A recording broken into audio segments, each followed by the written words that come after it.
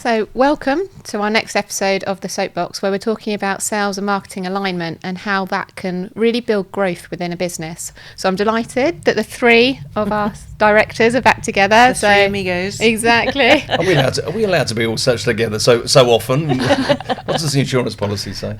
Absolutely. So I'm Francesca, and we've got Charlotte and Graham, if you haven't already got to know us. So I think, sales and marketing alignment is something that we always talk about as an agency, but I think can get overlooked in industry in terms of how important it really is. And I think that's the first thing I was thinking of discussing is, why is sales and marketing important if we don't get it in terms of its alignment? Yep. And if we don't get it right, what's the consequence of that? And conversely, if we do get it right, what's the consequence? So Charlotte, did you want to share? Yeah, do you know, it's funny. I mean, I've been involved in marketing in the technology sector for the best part of 28 years, which is quite scary when you say that out loud. And it is something that we have talked about all that time.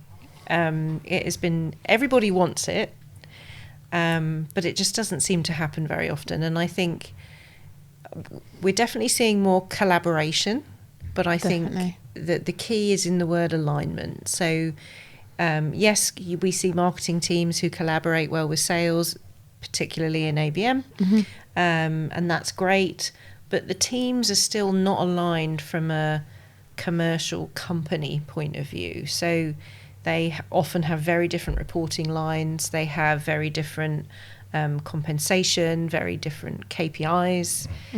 Sales tend to have more exposure to the board than marketing, so there's not a level playing field there either. No. In terms of the leadership. So and I think where it works really well, and we talked about this with the revenue enablement report, people intellectually know it will benefit the customer, and then that obviously then benefits the company. Definitely. Through just more insight, better marketing, better selling. Those two things are consistent, and then more revenue, quite simply. 100%, because I think you touched on some really good points there, Charlotte. I think when we're operating in silos, we start to get that inconsistency, and that's really going to impact the buyer's experience as they go through. Yeah. And I think it's a point, Graham, you mentioned in a previous podcast actually, that the more certain a buyer is, the more likely they're going to buy from us effectively. So the more or the lack of consistency, and when we don't have that alignment, we're going to start creating sort of uncertain buyers, and that's going to be a real big knock-on effect in terms of our win rates, in terms of our deal sizes, the length of our sales cycles, and that's all comes down to a lot of the sales and marketing alignment side of things. Absolutely, Francesca. It's you've where we've seen it work best, and let's talk about when it works best, is when you've got those two entities in the room and everybody understands, okay, fine, we understand the ICP, this is the ICP, right, who are the wider people that we need to be talking to in that DMU, right, we're all aligned, okay. What is the cut-through messaging? What's the product? What's the definable, executable message that's going to get us noticed? And then obviously the execution of that and the delivery of that and the holistic sort of coming together, and you're all in the one camp. You're all achieving, as you said, that everybody's aligned to the results and what has to be achieved, and they collectively are reported to the board. So there's no fragmentation. So it's not the left hand are reporting here and the right hand's reporting there.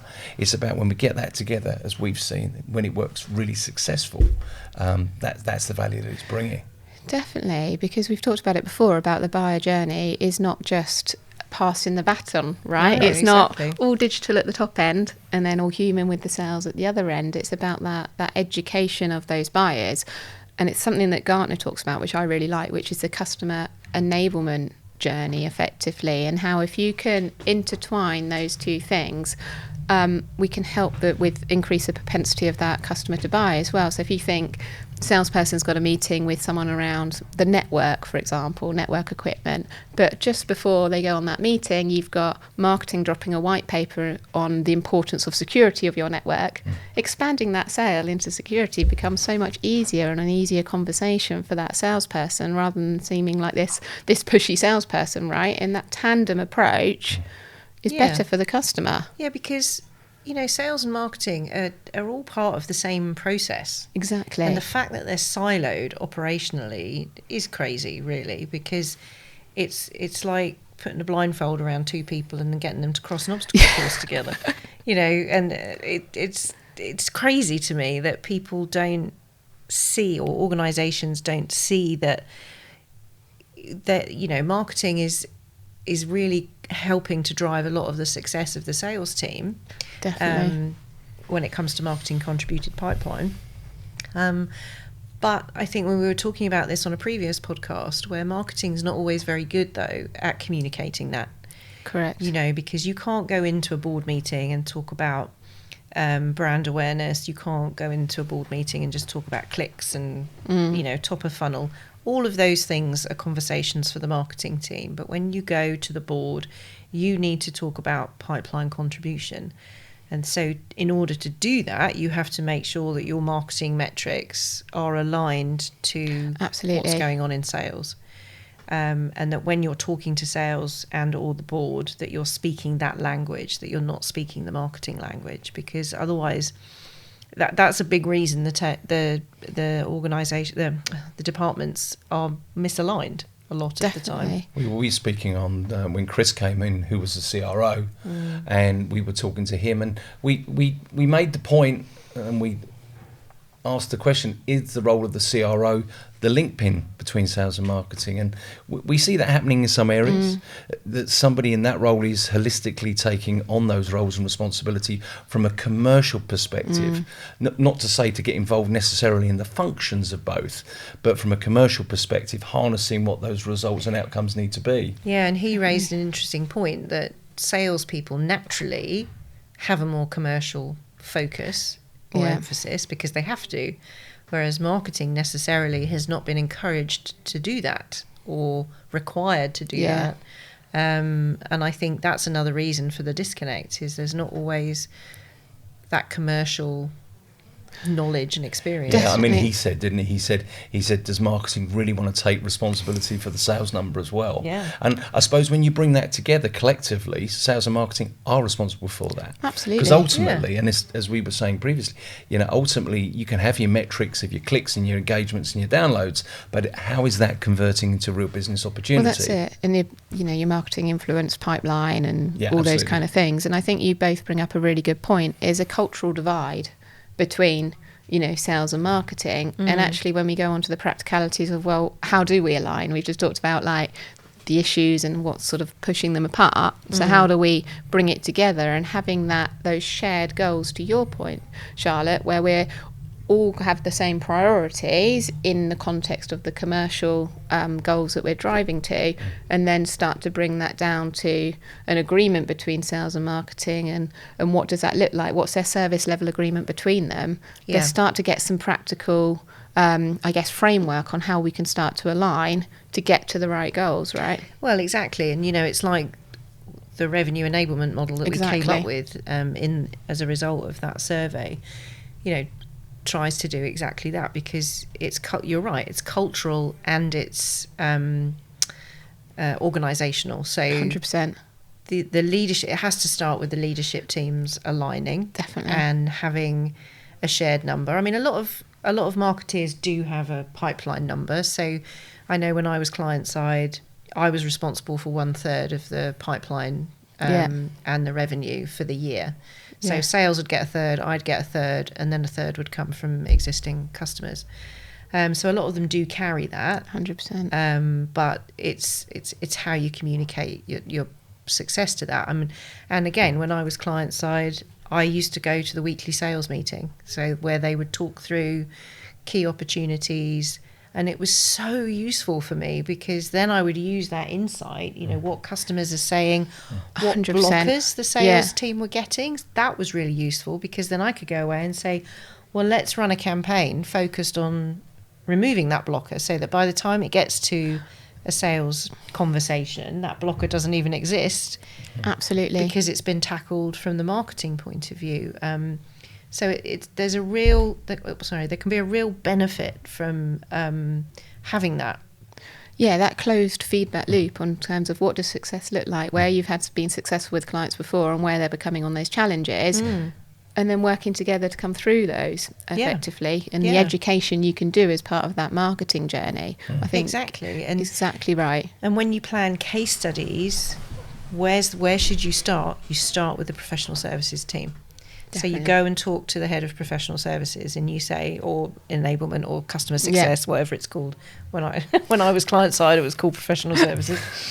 Go and talk. I used to go and sit down with the head of professional services and say, well, what projects are going really well and why are they going really well? And then using that to then feed, okay, well then let's do a case study. Whereas trying to decide who's going to be a good case study in isolation from within marketing is difficult, because, and if you do it from a badge focus first, i.e. I want a case study from that client, that's always difficult because you don't know how the project went. No. You don't know what the relationship is like. Whereas if you talk to professional services, you can quickly understand the landscape with customers. So that's another way that people can benefit from that. Definitely, and it's sort of mapping out that buyer journey together, isn't it? And understanding as a marketing organisation as well how you can enable those salespeople at the different points in that journey, not only in terms of content you can supply them with that's going to help them with that pitch or with those difficult conversations with clients, overcoming those hurdles that you just talked about, but also having that right content to educate the buyer as you're going through, and some of those comparison pieces, and those tools that are going to really help move them down the funnel. And that's where AI is playing a role. Some of the things that we've seen is about historically looking at repeatable process and seeing where success has happened, and then what are the patterns, who are the people that you're going to talk to in relation to your ideal customer profiling, your target audience, and to repeat those processes almost. Definitely. To say, okay, we've been successful. AI has a great ability to remove those human biases of what normally is seen and applied, and they can look at it in a very, very sort of puristic way, and then say, okay, we've now got a segment of the market that we can repeat that process, and we believe the commonality of that, we've got a higher percentage possibility of conversion or early stage sales conversations. And I think that feedback and bringing that back into the loop is really, really interesting, and a really exciting space for that. For sales and marketing, for that alignment piece. And I do think AI will have a role to bring that together even more. I think so, especially when you look at providing, sales and marketing as functions, a vehicle to collaborate through. Yeah. I think there's AI, I think technology as well, in terms of how they're integrating, how they can see each other's information, how they're collaborating and communicating. And I think AI definitely feeds into that journey as well. Yeah, definitely. Yeah, absolutely. And if you look at support into the sort of sales side, the latter stage, the SDR engagement, and we're seeing it, and we're using it ourselves in relation to the creation of narrative or outreach or content that's absolutely spot on for that one opportunity. And I think that, again, that's the exciting thing. But it does come, but it still has to be peppered with the seams of communication from marketing. So that's still got to come through. There's got to be that consistency. Yeah, and I think it's shared intelligence. Absolutely. When we look at this, we were talking about the ICP, the ideal customer profile, right at the beginning of this, and it's the insights that sales bring. It's the research in addition that marketing do. Yeah. It's the role, as we said, about AI can play in that as well. And the more collaboration we have between those teams, and the more shared understanding we have, and to your point, consistency around the messaging and those types of things, the better we're going to be performing in market. And I think another really interesting thing maybe we could discuss is, so where have we seen a good example of sales and marketing? I know, alignment, should say. This will be the shortest part of the podcast. Yeah, exactly. Oh no, we do see it.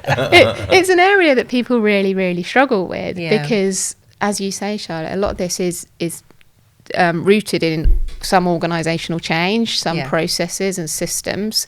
I think there's a mindset as well. Like I think there could be a lot of finger pointing. This is marketing contributes this, and this is sales that contribute this, and we're going to point the fingers at each other that it's each one's fault, right? Yeah. But if we could get that mindset right, to our previous podcast, right, and some other things, that's where we can sort of seed success. And I know we've seen success running sales pods. So I don't know, Charlotte, if you want to talk maybe a bit about that. Yeah, definitely. And, specifically within the ABM context, because obviously when you shift towards doing ABM, there's a huge mindset shift has to happen, because it goes from, here are some lead sales, there you go, across the fence. And then that's it. Whereas with ABM, you've got to be more strategic with the account. You've got to have shared insight, all of those things. So yeah, sales pods every week or every other week, depending on what you're doing. And who do you have in those sales pods, So the sales team and the marketing team, and then we facilitate it. So we come to those calls with, so by account, for example, we'll have all the engaged stakeholders who we know about but haven't engaged, and where we think there are gaps. We then provide all of the information about those stakeholders, insight, potential examples for approaches, and then we chat it through collectively as a team. So amazing. Sales, what insight do you have over and above this, and what do you need from us as a team to help support you with your outreach into that account? And here's some intel and insight that you might not have had. And what we see with those is that gradually, over a few weeks, sales and marketing start to think as one unit. Definitely. And Amazing. it's so rewarding to see. Yeah. So, Yeah. and it's just such a simple idea. Definitely. And it doesn't require new compensation plans and alignment of KPIs, but they just both get to know each other a little better. Yeah. Well, knowledge is power, isn't it? And, I've been on those calls as well and instructed and worked with sales teams. And when you give them the right insight, when you give them the right information, they feel sales feel empowered. They go, right, I can now have this conversation with this target. I know that they've engaged with our material. Well, I now have some compelling narrative to be able to engage with that buyer, to be super relevant and relate that down to potentially their pain points and the benefits and services of obviously the proposition they're putting forward. And Charlotte's right. It starts slow, but probably after about the third or fourth week where you're doing those regular sales pods, you see a real uplift. And they're almost, in some cases, you see some of that content's been created already before you even get to the call. Yeah. Oh, I was looking at this customer and I found out this, or I've done this, and et cetera, et cetera. And it is we've spoken about it in one of our podcasts. It's about mindset, isn't it? And if you get into that mindset, all of a sudden, great outcomes happen as a result of it. The mindset and the framework. Yeah, absolutely. Yeah, absolutely. And building trust. Trust stops finger pointing. Yeah. And both sides have to make an effort for that. And like I said, when I was client side, I used to go to the sales meeting every single week. I used to invite myself along to customer visits, not all the time, obviously. But, sales get so much exposure to the buyer that marketing needs to take more advantage of that, for sure. I think we've got the new title of our next podcast, Mindset and Framework. Yeah, there you go. The buzzword bingo. Absolutely. Yeah. So we're pretty much at time, but any clothing thoughts, Graham, Charlotte? No, I'm super excited about it. I mean, I've been banging the drum recently around AI. We're doing some great stuff with AI, with our joint venture and our application called Blue Cloud. And we're already seeing in the background some real super benefits of that. And that is totally all around sales and marketing coming together and working and aligning those two sort of entities of thinking. So I think the future looks really, really solid, really bright. And we're really excited to be sort of keep on banging the gong for it, if I'm honest with you. Definitely. Yeah, I can't top that. That's a first. Awesome. So thank you, everyone. I hope you enjoyed the latest episode of The Soapbox. Thank you. Thanks.